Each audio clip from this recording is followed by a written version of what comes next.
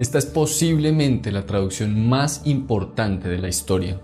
Fue la primera traducción del Antiguo Testamento a otro idioma. Fue la versión más usada por la iglesia cristiana primitiva y arroja una gran información sobre el desarrollo del Nuevo Testamento.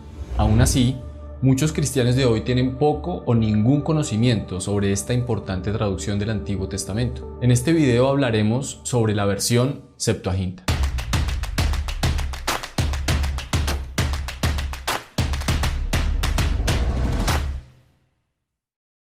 Para empezar, tal vez te estés preguntando, ¿qué es la Septuaginta?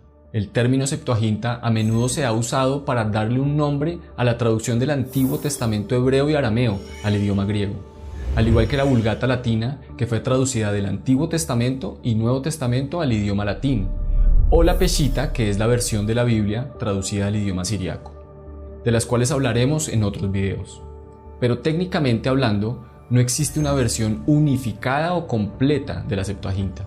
Las copias modernas de esta versión son ediciones eclécticas, es decir, una colección de los mejores manuscritos griegos reconstruidos para aproximarse a la traducción original del Antiguo Testamento.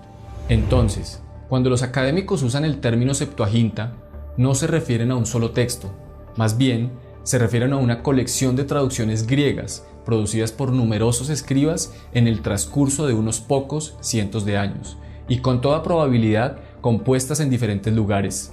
Hoy el término se usa generalmente para referirse a las diversas traducciones de la Biblia hebrea al idioma griego. Pero, ¿cuál es la historia de esta importante traducción? Una carta de un hombre llamado Aristeas nos habla del posible origen de la Septuaginta. Aristeas, que aparentemente era un judío alejandrino, escribió a su hermano Filócrates y le cuenta lo que sucedió en la corte de Ptolomeo II. De acuerdo con la carta, el rey le pide a Demetrio, su bibliotecario, arreglar que la ley judía sea traducida y agregada a la colección real de libros. Así se envía una carta a Eleazar, el sumo sacerdote judío de Jerusalén, pidiéndole ayuda para traducir la ley. Aristeas mismo es uno de los 2 hombres escogidos para llevar la petición a la capital judía. Aristeas describe todo esto, hasta detalles del templo judío, los sacerdotes, los campos y demás. 72 ancianos, 6 de cada una de las 12 tribus, fueron escogidos como traductores y enviados a Egipto, llevando con ellos una hermosa copia de la ley. Aristeas enlista los nombres de los traductores. Por alguna razón, el número original de los 72 ha sido redondeado a 70. Al llegar a Alejandría, el rey les ofreció un banquete de 7 días, en el que la sabiduría de cada uno de los traductores fue probada con preguntas del rey. Después de esto, el monarca les proveyó alojamiento cerca del mar, probablemente en la isla de Faros. En Faros estaba el famoso y recién construido Faro, una de las 7 maravillas del mundo antiguo. Bajo la sombra del faro, los traductores completaron su trabajo en 72 días, que cuando se leyó a los judíos congregados en Alejandría fue aprobado como exacto.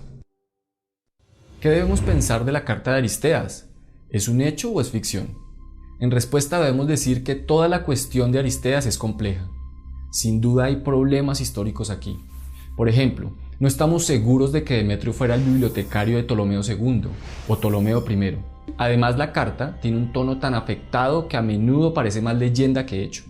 Por otra parte, por mucho tiempo se ha reconocido que Aristeas conservaba al menos un sustrato de verdad sobre cómo empezó la Septuaginta. Entonces, ¿qué podemos aprender de esta carta? Aristeas describe el origen de la Septuaginta con la traducción del Pentateuco. Esto se hizo en Alejandría, donde había una gran población judía y donde sería necesaria una traducción del hebreo al griego. Ptolomeo II pudo haber estado conectado de alguna manera con la traducción. Él era bien conocido como patrocinador de la literatura. Demetrio, de igual manera, pudo haber estado involucrado. Él le pudo haber sugerido la traducción a Ptolomeo I, pero el proyecto podría no haberse completado hasta el principio del reinado de Ptolomeo II. Pero lo más probable es que la Septuaginta se produjo en Egipto en ese periodo, que la Torá o Pentateuco se tradujo cerca de mediados del siglo III a.C., y que el resto del Antiguo Testamento se tradujo en el siglo II a.C.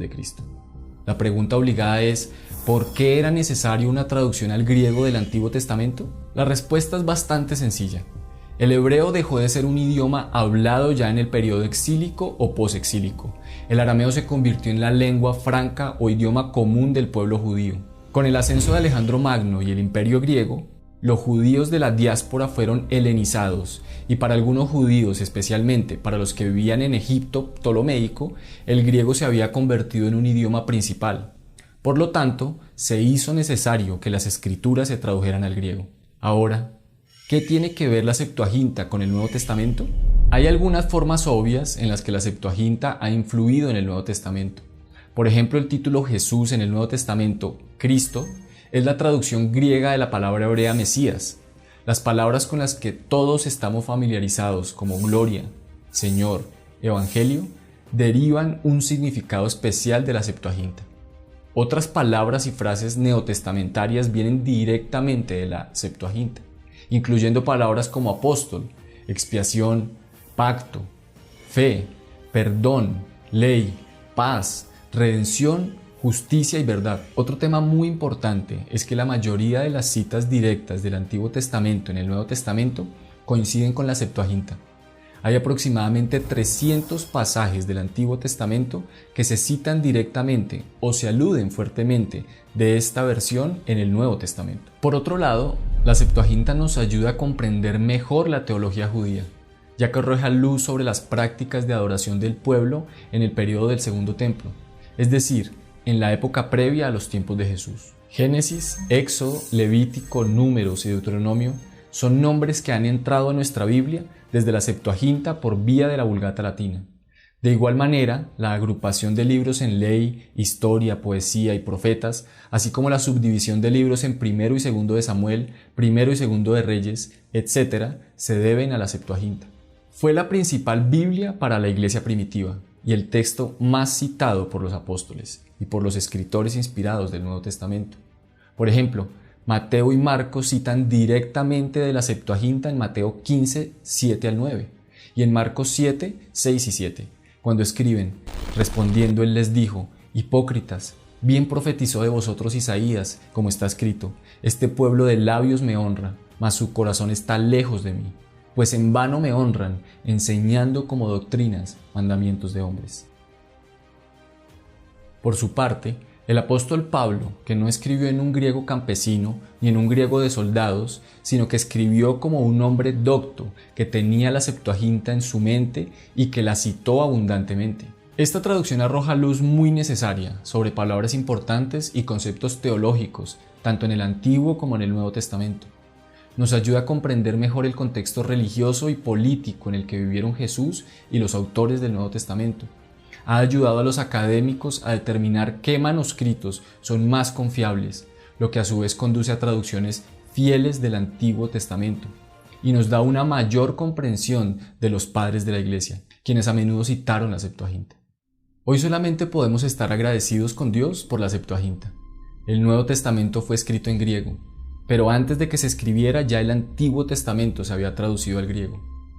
Fue en la providencia de Dios que la Septuaginta, por su idioma y vocabulario, abriera el camino para el Evangelio en un mundo dominado por el griego.